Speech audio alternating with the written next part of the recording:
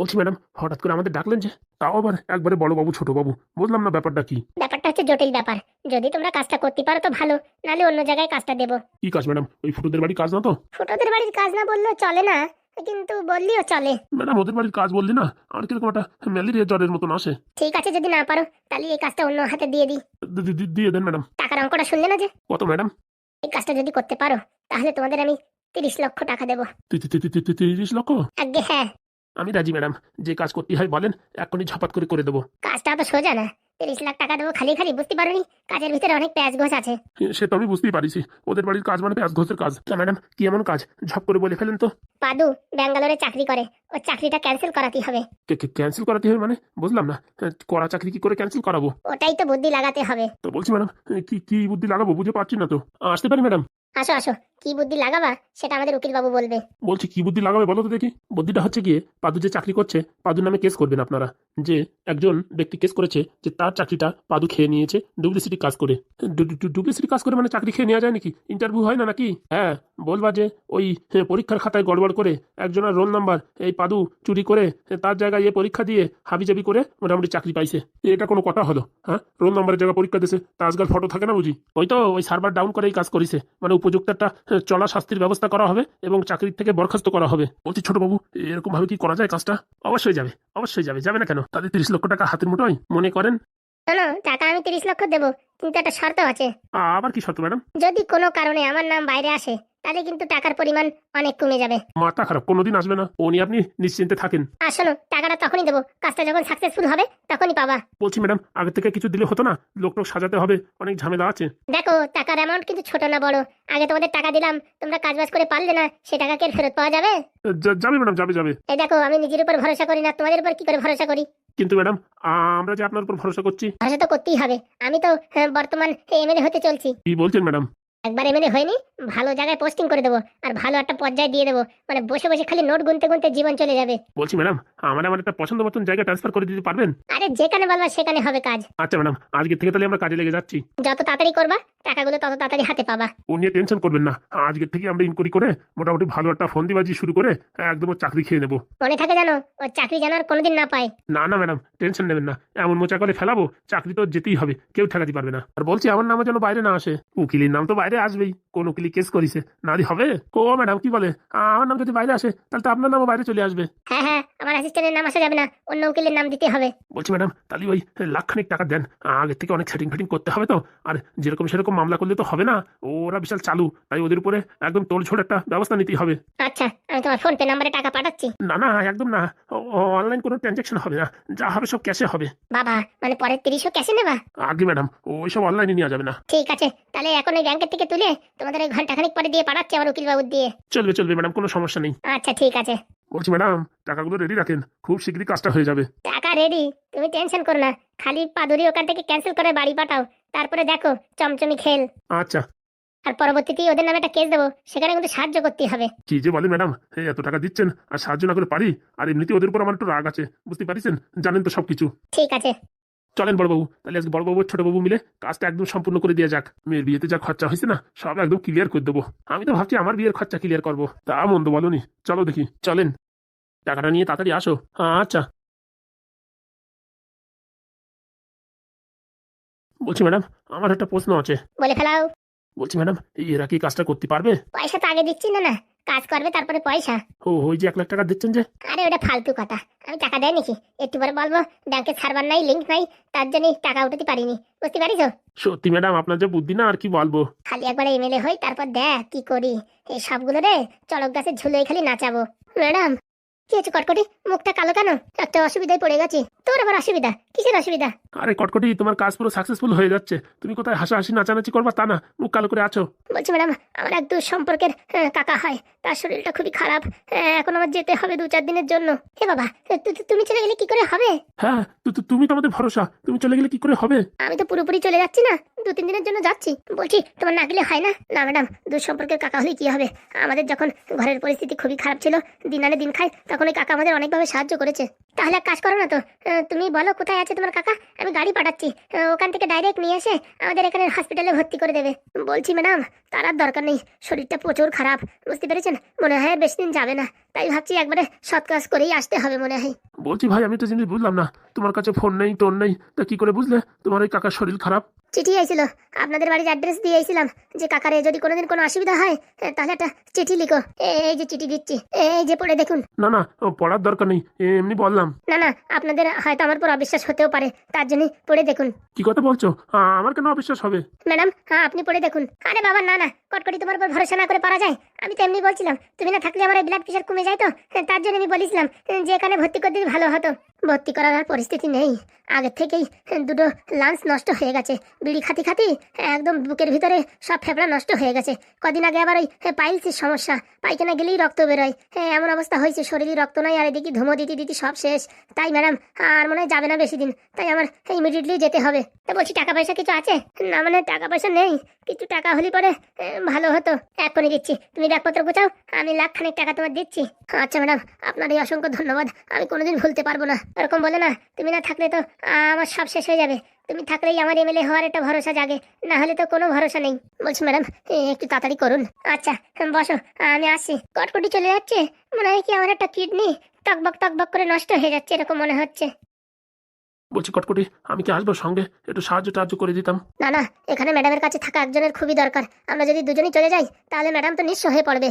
তাও তো ঠিক কথা। এর জন্য আপনি এখানে থাকেন, আমি যত তাড়াতাড়ি হয় কাজটা সেরে চলে আসবো। বলছি একটা কথা বলবো, কিছু মনে করবে না তো? না না বলেন। বলছি 2-3 দিনের ভিতরে যদি তোমার ওই কাকার না টপকায়, তাহলে আসতে কি আরো লেট হবে? না না, যদি না টপকায় আমি ওনাদের হাতে টাকা দিয়ে বলবো আমার আর থাকা হবে না, আমি বিশাল বড় একটা কাজে আছি, এই যে টাকা পয়সাগুলো রাখো, এই যে সৎকার করে দিও। তাহলে ঠিক আছে। তুমি না থাকলে না ভাই, আমারও কিরকম একটা বুঝিস, হালকা করে বুকি ব্যথা উঠে আসে। খুব শীঘ্রই চলে আসবো। ঠিক আছে।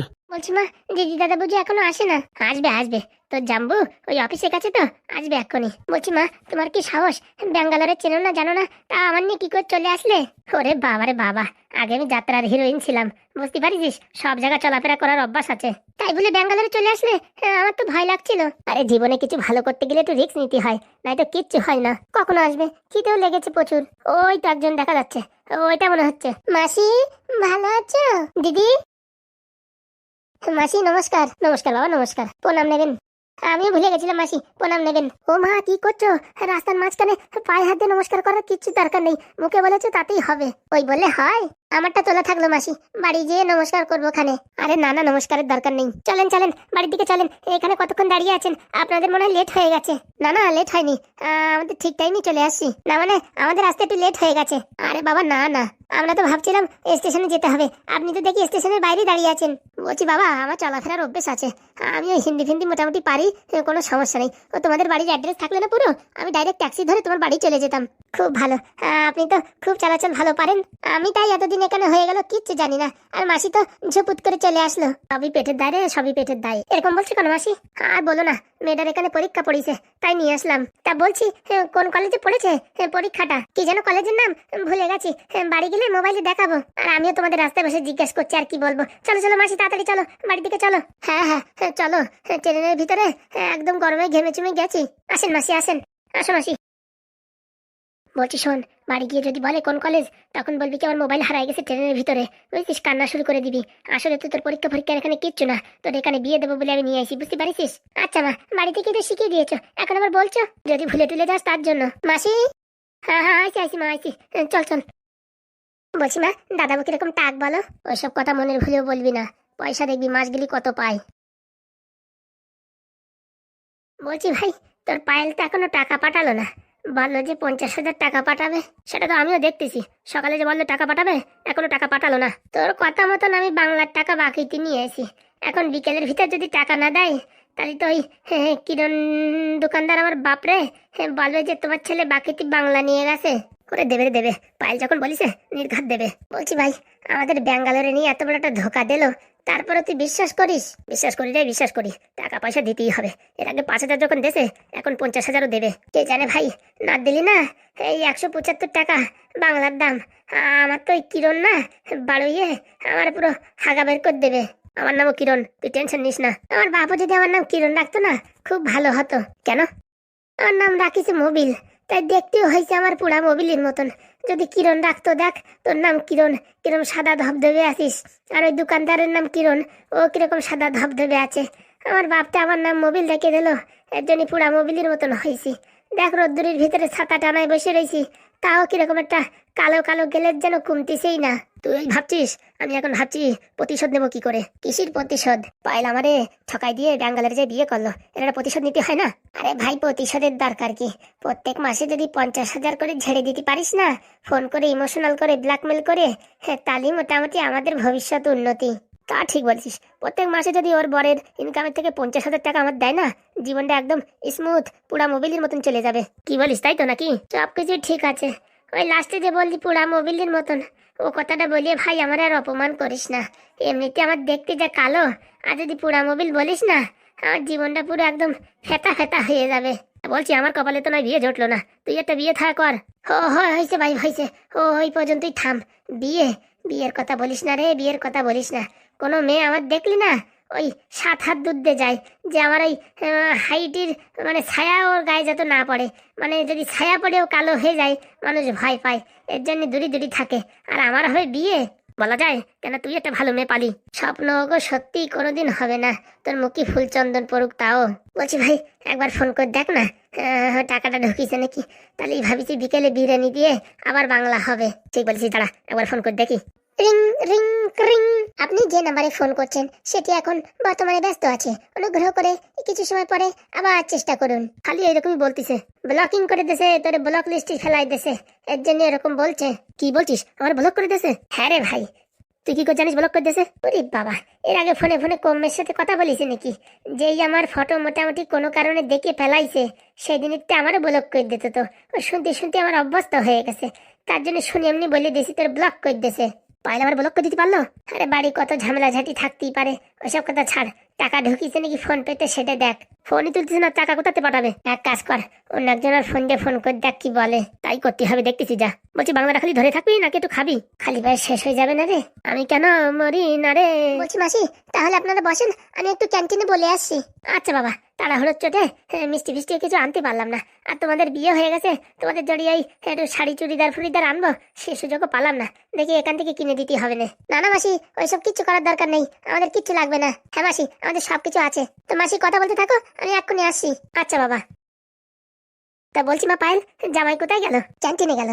কেন, তোর বাড়ি রান্না টান্না করিস না? ও বাবা না না, আমাদের বাড়ি দেখো কিচ্ছু নেই, খালি একটা গ্যাস আছে আর ওই একটা সিলিন্ডার আছে। মাঝে মাঝে চাটা খেতে ইচ্ছা করলে বানিয়ে টেনে খাওয়া হয়, ম্যাগি ট্যাগি বানিয়ে খেতে ইচ্ছা করলে ওগুলো খাওয়া হয়। এমনি ভাত তরকারি কিচ্ছু রান্না করা লাগে না, সব ওই ক্যান্টিন থেকেই দেয়। হ্যাঁ, সকালে দুপুরে রাত্রে 3 বেলা। সকালে টিফিন দেয়, ভালো দেয়, ইডলি ধোসা উপমা, আরো অনেক কিছু দেয়, যা ইচ্ছা তাই, লুচি পরোটা অনেক কিছু থাকে। আর দুপুরবেলা মানে সপ্তাহে 3-4 দিন মাংস, আর ওই 2-3 দিন ডিম থাকে, একদিন নিরামিষ থাকে। আর রাত্রে তো রেগুলার রুটি মাংস, কোরমা, তারপরে রুই কাতলা মেরিগেল, মানে বিশাল খাওয়া দাওয়ার ব্যবস্থা। কি বলছিস, শুনে তো আমার জিভে জল চলে আসছে। হ্যাঁ মা, আমারও। অনেক সুখী আছিস রে মা, অনেক সুখী আছিস। তো বিয়েতে জানালি না, এটাই দুঃখ।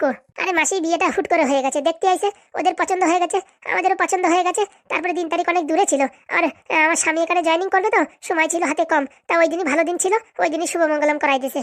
যাক বাবা, ভালো হয়েছে। তা বলছি জামাইরা এখন পেমেন্ট কত দিচ্ছে?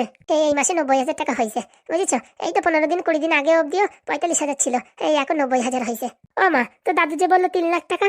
হ্যাঁ মাসি, এই নতুন নতুন তো, এই মাস 6-এর ভিতরে 3 লাখ হয়ে যাবে। আমার তো মানে তার বেশি হয়ে যাবে। হ্যাঁ, আমার স্বামীর যা ট্যালেন্ট বলার বাইরে, বুঝেছো? সব সময় একদম কাজের ভিতরে ব্যস্ত থাকে। আর যে মেইন ওনাদের বস, হ্যাঁ বাবা, বাড়ি ছাড়তেই চায় না।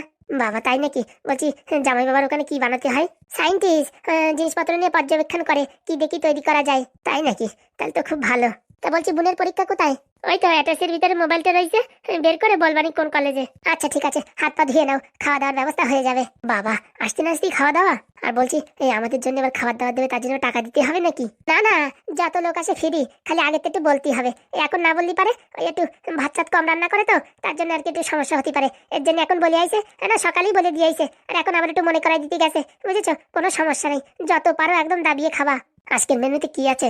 আজকে শুক্রবার তো, আজকে ওই মাংসই দেবে। ওরে শালা, ভালো দিনই আসি পড়েছি। না না মাসি, রেগুলারই থাকে। এই কালকে শনিবার, কালকে থাকবে না, আর প্রত্যেকদিনই থাকে বলতে গেলে। সত্যি মা, অনেক কপাল গুনে একটা জামাই পাইছিস, আর এরকম একটা ক্যান্টিন পাইছিস।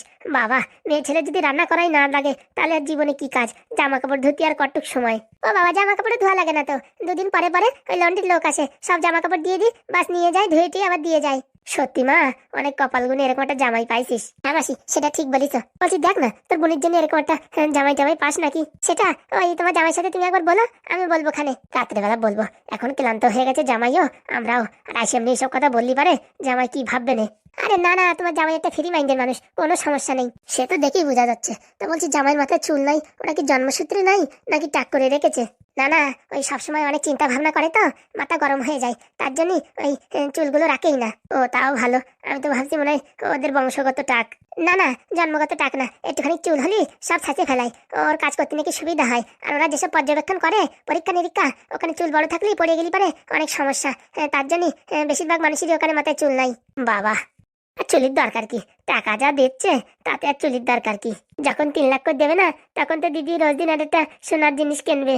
হ্যাঁ হ্যাঁ, সে তো অবশ্যই, এখনই কত কিছু কিনে দিয়েছে আমারে। তুমি তো দিদি পাইছো ভালো একটা কপাল গুনে বর, আমার কপালে কি ওরকম আছে কে জানে। টেনশন করিস না, তোর জাম্বুকে বলে দেখবো তোর জন্য কোনো ছেলে টেলে পাই নাকি।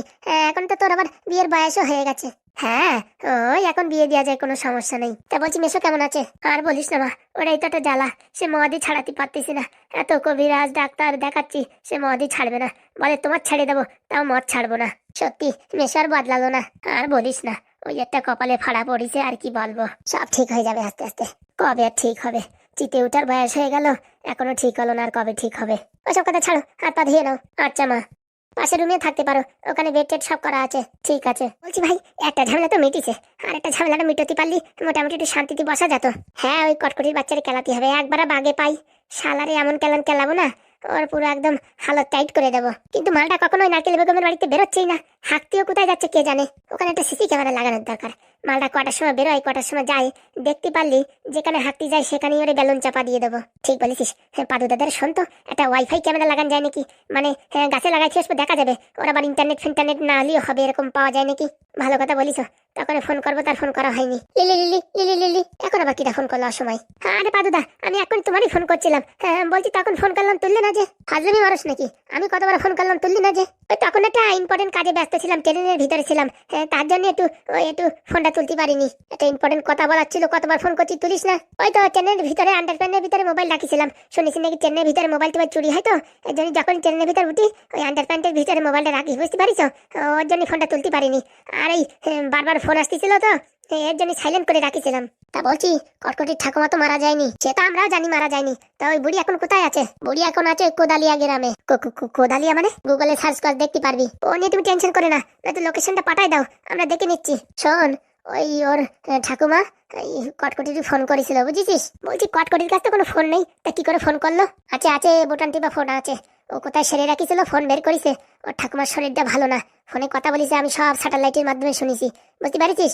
ও 1-2 দিনের ভিতরে যাবে হয়তো। কি বলছো? তাহলে তো এটা সুবর্ণ সুযোগ, এই সুযোগেই মাল দুটোরে ধরা যাবে, হাতে নাতে ধরতে হবে, বুঝতে পারছিস? বলছি ধরতে পারলি না, একদম পুলিশের হাতে তুলে দেবো। ওইসব কিচ্ছু করার দরকার নাই, ওইসব করলে আমি কবেই করতে পারতাম, বুঝেছিস? ওই কটকটি চাইছে ওই এমএলএ রে নারকেল বেগম রে পুরো তারে শেষ করে দিতি। শেষ করুক, শেষ করলে আমাদেরই লাভ। কিন্তু এই মাল যে উঠে পড়ে লাগিয়েছে আমাদের গ্রাম থেকে খেদানোর জন্য, ও কটকটি জানে তো আমরা থাকলি পারে ওই নারকেল বেগম রে নিঃস্ব করতে পারবে না।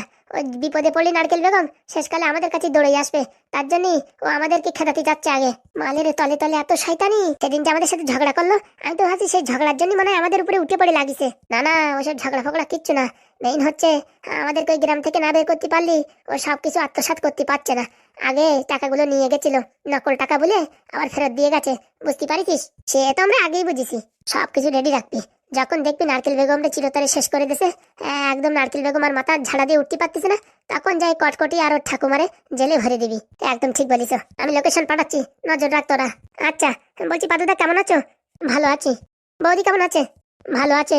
বৌদির মাসি আর ওর মাসির মেয়ে আইছে। মাসি আর মাসির মেয়ে মানে আমরা যখন মেয়েতে দেখতে গেছিলাম তখন তো তিরিকুলি কেউ ছিল না, ওই দূর সম্পর্কে মাসি। দেখো সাবধান। না না, খুব ভালো মনের মানুষ। আরে তুমি তো একজনের দেখলি বলে দাও ভালো মনের মানুষ, তোমার সামনে একটু যদি বলে বাবা আমাদের জীবন শেষ, তাহলে তো তুমি একদম গলিয়ে পড়ো।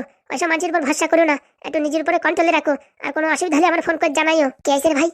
বলছি দাঁড়াও একটু পরে বলছি। কে কে আছে রে পাশে? আমি আর ওই লাল ব্যাটারি দা। পাদুদা এখন তো আমি ভুলিয়ে গেছো, ফোনও করো না মনের ভুলি, বৌদিরই পাইয়ে একটু মনেও করো না। আরে না রে, সেরকম কোনো ব্যাপার না, কাজের চাপে সময় পাই না। হ্যাঁ এখন শালি আইছে, শালির নিয়ে ঘুরতে সময় পাবা না, আমাদের কাছে ফোন করতে সময় পাবো না। ওরকম বলিস না ভাই, একটু ব্যস্ত আছি বুঝেছিস, অফিসের বিশাল জোরে কাজ পড়িছে। বলছি পাদুদা নতুন কোনো মোচাকাল টোচাকাল বানাচ্ছ নাকি? চলছে ভালো একটা জিনিসের সেটিং চলছে, হলি পারে তোদের বলবানি হয়ে তো যাবে। আমাদের আশীর্বাদ যে সবসময় তোমার সাথে আছে। হ্যাঁ সেটা তো আছে। বলছি বাবা কাকা সবাই ভালো আছে? বিরাট খুশিতে আছে। বলছি বাড়ি টাড়ি আসবে নাকি তাড়াতাড়ি? দেখি। ঠিক আছে রাখছি, লোকেশন পাঠাচ্ছি, ওদিকে নজর রাখ। আচ্ছা। বুঝতে পারিস, এই সুযোগে কিন্তু কটকটি ধরিয়ে ভালো করে একটু ঘাপান দিতে হবে। আরে পাদুদা বারণ করলো না? ও বললি হবে নাকি, চড়াত করে ঘাই দিতে হবে। না না, এখন কিচ্ছু করা যাবে না। এখন যদি ওই বুড়িও ধরে ফেলাই, ওরাও যদি ধরে ফেলাই, তাহলে নারকেল বেগমরে সাহায্য করতে পারবে না। আমরা তো নারকেল বেগমরে কিচ্ছু করতে পারতেছি না। না হচ্ছে বরঞ্চ ওই কটকটি করুক, কটকটি করার পরে সব টাকা পয়সা যেই নেবে তখন ওদের ঘেটি চাপে ধরবো। সুযোগ দেওয়া রাখি ঠিক হবে? আরে পাদুদা যা বলে সেই হিসেবে কাজ করতে হবে। পাদুদা তো সবসময় স্যাটেলাইটই দেখছে, ওরা কোথায় আছে, কোনো সমস্যা নেই। বলছি লালদা, আমাদের একটা স্যাটেলাইট কিনলে কিরকম হয়? পাদুদা তো মোটামুটি ভালো টাকা ইনকাম করে, একটা স্যাটেলাইট কিনে দিতে বললে কিরকম হয়? আর টর্চ লাইট শুনেছি, হ্যারিকেন শুনেছি, ল্যাম্পো শুনেছি, বাতি শুনেছি, কিন্তু স্যাটেলাইটটা কি জিনিস আমি বুঝতে পারলাম না। আমার মনে হয় কি ওই রাস্তার উপরে লাইট দেয়, বড় বড় লাইট, হ্যাঁ ওরে মানে স্যাটেলাইট বলে। আরে না না, ওটা সোলার লাইট, সোলার। তাহলে শালাই স্যাটেলাইট কি জিনিস পরের বার যখন ফোন করবি তখন শুনবি। আমার তো মনে হচ্ছে ক্যামেরা ফ্যামেরা হবে হয়তো, মানে ওর ভিতরে দেখতেছে। ওরে না রে, দূরবীনও হতে পারে। হ্যাঁ দূরবীন হলে ব্যাঙ্গালোরতে দেখা যায় এখানে জিনিসপত্র, কে জানে বাবা, আমি ঠিক বলতে পারতেছি না। কিন্তু ওই ক্যামেরা নয়তো দূরবীন, এই দুটোর ভিতরে একটা হবে, কে জানে। বলছি কি তোর কাছে মোবাইল আছে না? মোবাইল দিয়ে বল কি গুগলে যাইয়ে আমাদের স্যাটেলাইট দেখাও। ওইসব এখন দেখা দেখি সময় নেই, চলো বাড়ির দিকে চলো। আরে লোকেশন পাঠাবে পাদুদা, দেখ দেখি মেসেজ আসলে টুরুম করে উঠবে না। চলো বাড়ির দিকে চলো, খিদে লাগিছে জম্মের খিদে। বলছি ভাই পরিদি তো ওই বাড়ি সেটেলমেন্ট করে দিয়েছি, ও কি থাকবে? থাকলে থাকবে, না থাকলে না থাকবে, আমাদের কাজ আমরা করেছি, এখন যার বৌমা সে বুঝিয়ে বেড়াবে। তা ঠিক বলেছিস, চলো বাড়ির দিকে চলো। চল। কি হয়েছে রানিমা, আপনি এরকম মন খারাপ করে আছেন কেন? মন খারাপ করবো না? যখন পয়সা করি সব একদম শেষ হয়ে যায় তখন মানুষের কি অবস্থায়, আমার সেই অবস্থা হয়েছে। কেন ওই নারকেল বেগম টাকাগুলো রিটার্ন করবে না? ও শয়তানি, ও শাকচুন্নি, ও লড়িতে চাপা, ও লাউঠা, ওই শালা কি এই টাকা কি ফেরত দেবে? তোমার কি মনে হয়? তাহলে ম্যাডাম এখন কি হবে? কি আর হবে, হাতে হ্যারিকেন ধরে গেছে, আর কি হবে? 4 কোটি টাকা এরকম সর্বনাশ করে দিল। 4 কোটি কোথায়, আগে আরো 2 কোটি ছিল, 6 কোটি টাকার বাস। আমার আর এই পৃথিবীর বুকে থাকতে ইচ্ছা করছে না। এরকম বলবেন না ম্যাডাম, আমার কাছে একটা প্ল্যান আছে। কি প্ল্যান? এই সুযোগে সদ্ব্যবহার করতেই হবে। টাকা না থাকলে কোনো সুযোগ থাকে? টাকার দরকার হয় না, মাঝে মাঝে এমন একটা রাস্তা খুলে আসে যে রাস্তায় টাকা লাগে না। ওই নারকেল বেগমকে টাইট করার একমাত্র উপায়। ওই শয়তানি দি টাইট করার উপায় আছে? আছে ম্যাডাম আছে। আপনি যদি এমএলএ হন না, তখন ওর হাত পাও একদম গুটিয়ে দিতে পারেন। আমার বর্তে এমএলএ আছে, কোনো কাজ করতে পারবে না, আমার কোনোদিন সাহায্য করবে না। বলছি ম্যাডাম, আপনার বর খালি নামই এমএলএ, আসলে মাথায় কোনো বুদ্ধি নাই। আরে আমার কথা মতন চললি তো হতো। শোনেন ম্যাডাম, একটা কথা বলছি, আমার কথা যদি শোনেন তাহলে পরবর্তী এমএলএ আপনি। কি বলো দেখি? এমনকি এখন থেকেই আপনি এমএলএ হয়ে যাবেন। এখন থেকেই আমি এমএলএ? হ্যাঁ। কি কি কি বলো তো দেখি, আমি এখনই সেই জিনিস করব। আপনার স্বামীরই বিছান ধরাই দিতে হবে। বিছান ধরাই দিতে হয় মানে? এমন কিছু খাওয়াতে হবে যাতে প্যারালাইসিস উঠতে না পারে।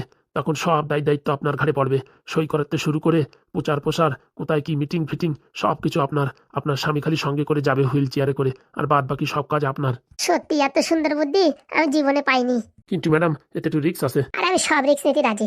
আমি যদি এখন থেকে এমএলএ হয়ে যাই তাহলে তো রিস্ক কেন, আমি তো মনে করো আমার স্বামীর বিষও খাওয়াই দিতে পারি। না না ম্যাডাম, বিষ খাওয়াই দিতে পারে কি হবে, নতুন করে ভোট হবে, বুঝতে পারছেন? এখনই বিষ টিষ খাওয়ান যাবে না, প্যারালাইসিস ফেলায় রাখতে হবে। তার মানে কথাবার্তা শুনবে, বলতে পারবে, কিন্তু চলাফেরা করতে পারবে না। আর আপনার দিয়ে সব কাজ করাবে, বুঝতে পারছেন? তো ওনার কথা একদাতে বলবে, একদাতে শুনবেন, আর আমি যা বলবো সেই হিসাবে চলবেন। দেখবেন ওই নারকেল বেগমের ল্যাস গুটাই গেছে। আমার স্বামীর কি করে প্যারালাইসিস বানান যায় সে বুদ্ধি খোঁজো। সব আছে ম্যাডাম, বুদ্ধি আছে সব, কিছু টাকার দরকার আর কিচ্ছু না। এমন এমন আয়ুর্বেদিক ওষুধ তৈরি করে দেবে না, খেলি পারে একদম কাজ হয়ে যাবে, 24 ঘন্টায় রেজাল্ট। বলছি আবার পটল টটল চলে যাবে না তো? না না, 6 মাস রিয়াকশন থাকে। আরে 6 মাসের দরকার নাই, পার্মানেন্ট ওরকম থাকে, সেরকম একটা ওষুধ এনে দাও। আচ্ছা ম্যাডাম, তা বলছি ম্যাডাম ওই 50,000 টাকার মতন খরচা পড়বে কিন্তু। ও নিয়ে তুমি টেনশন করো না, টাকা আমি দিয়ে দিচ্ছি, তুমি আজকেই কাজে লেগে পড়ো। এখানে দেয় না ম্যাডাম, ওই আমার একটা গ্রাম জানা আছে, অনেক দূরের গ্রাম, সেই গ্রামের মানুষরা আদিবাসী মানুষ, তারা ওই গাছপাতা লতা ফাতা দিয়ে এসব বানায়। আপনি ওই ওষুধটা খাওয়াই দিলেই কাজ হয়ে যাবে। কিসের সাথে মিশাই খাওয়াবো? এক হচ্ছে কচু শাকের ভিতরে মিশিয়ে খাওয়াতে পারবেন, আর দ্বিতীয় হচ্ছে ওই কি যেন বলে, ওই করলা মানে এই উস্তো তরকারির সাথে মিশিয়ে খাওয়াতে পারবেন। ঠিক আছে। বলছি ম্যাডাম দেখবেন সাবধান, আমার নামটা যেন বাইরে না আসে। মাথা খারাপ, কোনোদিন না। আর তুমি যে আমার উপকার করছো না, তোমার মোটা অঙ্কের একটা আমি পেমেন্ট দেবো, কিন্তু এখন আমার হাতে পয়সা করি নেই তো বেশি। ওই কুড়োই কাছে এই 50-60 হাজার হবে না, ওখান থেকে 50 তোমার দিয়ে দেবানি। আর আমি যখন এমএল হব না, তখন দেখবা তোমার একদম তরতরে প্রত্যেক মাসে একদম পেমেন্ট দেবো। সে তো ম্যাডাম জানা, আপনার দেখলেই বোঝা যায় আপনি একটা সরল সিধা মানুষ। ঠিক আছে, তুমি কাজে লাগিয়ে পড়ো। বলছি ম্যাডাম টাকাটা। দিচ্ছি, তুমি এখানে বসো, আমি আলমারির থেকে টাকাটা নিয়ে আসছি। আচ্ছা। বলছি তুমি যা বলছো সেরকম হবে তো? আমি হচ্ছে ম্যাডাম ক্রিমিনাল উকিল, আমি যদি এইসব রাস্তা খুঁজে না বের করি তাহলে কি হয়? এর আগে কত কেস এইভাবে সলভ করে দিলাম। সত্যি তুমি যদি না আসতে না, আমার জীবনটা পুরো নরক হয়ে যেত। চাপ নেবেন না ম্যাডাম, সব ঠিকঠাক হয়ে যাবে। আচ্ছা বসো, আমি টাকা নিয়ে আসি। ঠিক আছে। এখন থেকে যদি উকিল হয়ে যাই, টাকা খরচা করতে আর কি অসুবিধা। নারকেল বেগম, হ্যাঁ তোরে তো হারাবই। হ্যাঁ আমার তো চিনিস না। হ্যাঁ আমি হচ্ছে ক্রিমিনাল উকিল।